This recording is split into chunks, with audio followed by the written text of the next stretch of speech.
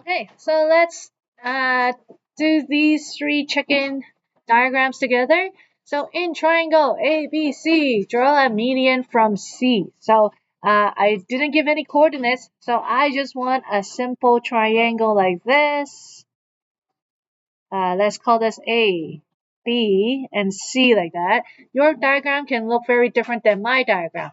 But the fact that it says draw a median from C means that I am my median. Remember what's median? It's from one vertex to the opposite side.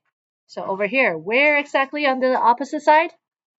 Andy, the middle, right? How do you show that that's the middle? Right, good. That means that these two lines are equal, and then here's my median. Right? I do need to see these two lines because otherwise I don't know that you know it's middle. Okay. In the second one, in triangle XYZ, draw an altitude. Okay, so let's say this is my triangle, and X, Y, and Z. Okay, uh, so I think altitude is actually the easiest to draw because what did we say altitude? Another word for altitude is, William? Height. Yeah. So, but make sure. It says from Y. So from Y, how do you do the height? Like that. If I just draw that, will I get full marks for the diagram? What else do I need, Gavin? A right angle. That's right. Right. And notice you can clearly see this is not the middle of X and Z. It just has to be straight down, and there you go. Okay. And then the last one right here, in triangle PQR, draw the perpendicular bisector in line QR. So again, let's draw the triangle. Okay, so P, Q, and R. Okay, how do I draw that perpendicular bisector? And it says in line QR. So where should my point be on line QR?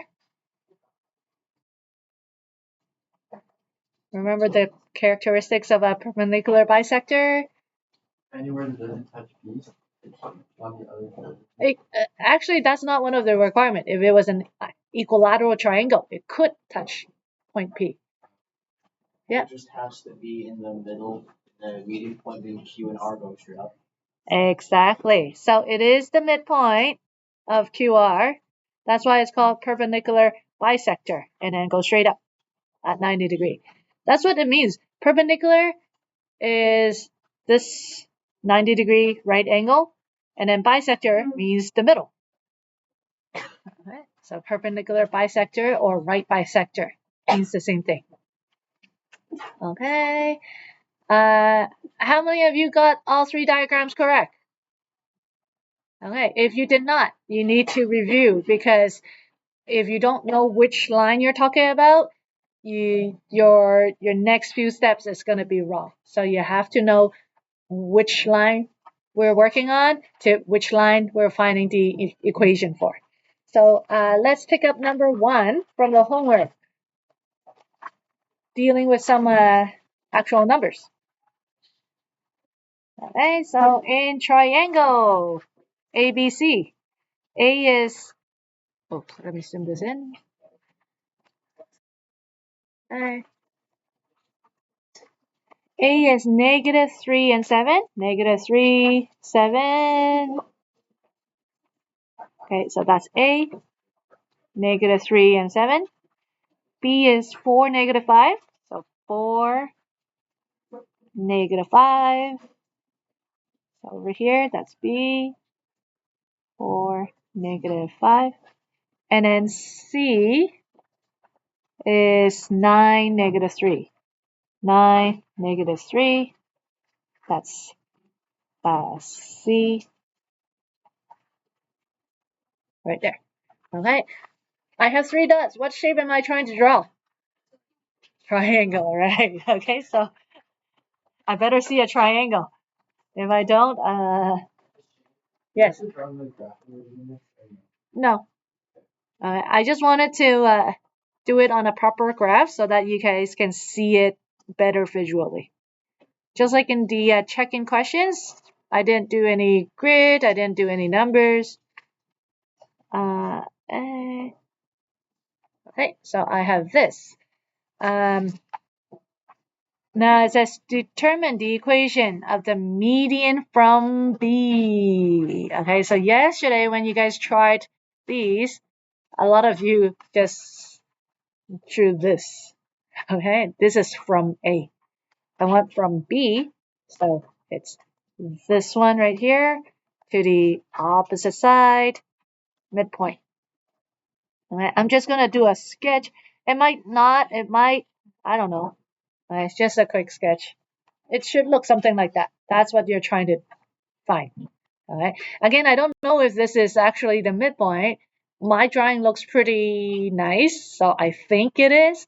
But again, this is just visually to help you know what you're trying to find. Okay, so what's my first step when I'm finding median? William.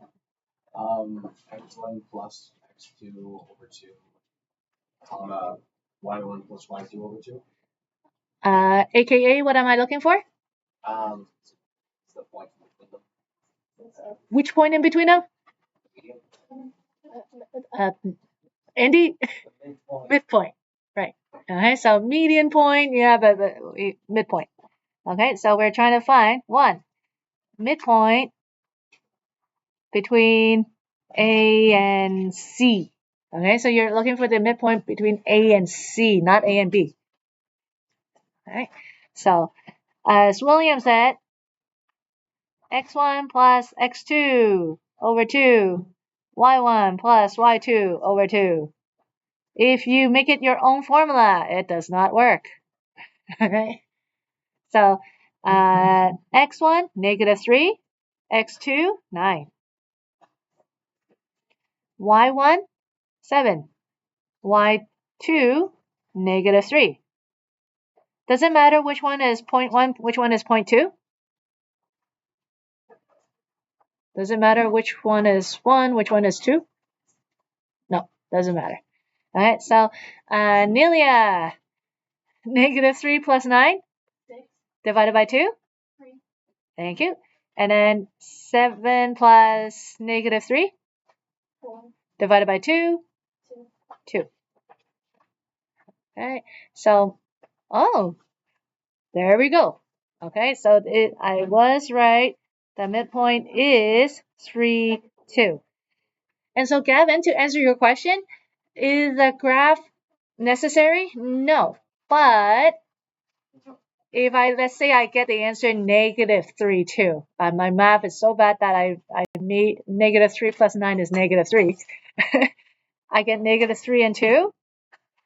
Like over here, I will know that I made a mistake. Okay, so your accurate graph does help you fortify your answer. Okay, so step 1, I found the midpoint. What's my step 2? Yep. Find the slope. Find the slope of?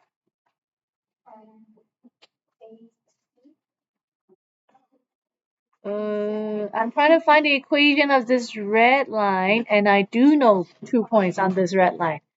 B to M, right? Slope of BM. Alright.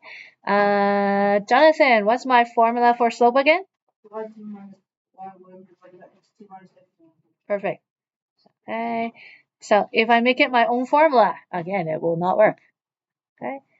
So these two are my coordinates. So y2, -5, minus y1, which is 2. x2 is 4. x1 is 3. Okay, so -7 over 1, which is -7. Okay, so I have the slope of this line. I have 2 points on this line. How do I find the equation then? Step 3. Yep. Okay, yes. Sorry, Gavin. Yes. Use y equals mx plus 3. I'm going to use one of these points. Okay, which point looks like it's the better point to use? Andy? And 2. Yeah, the M because it's positive. It doesn't matter which one. Okay, so I'm going to use point M, which is 3 and 2, and my slope, which is -7. And I'm going to sub it into y equals mx plus b to find b. All right. Y is 2, m is -7, x is 3. So if I do my math correctly, this is -21. So b equals, yep, 23. Okay, I have b, I have m.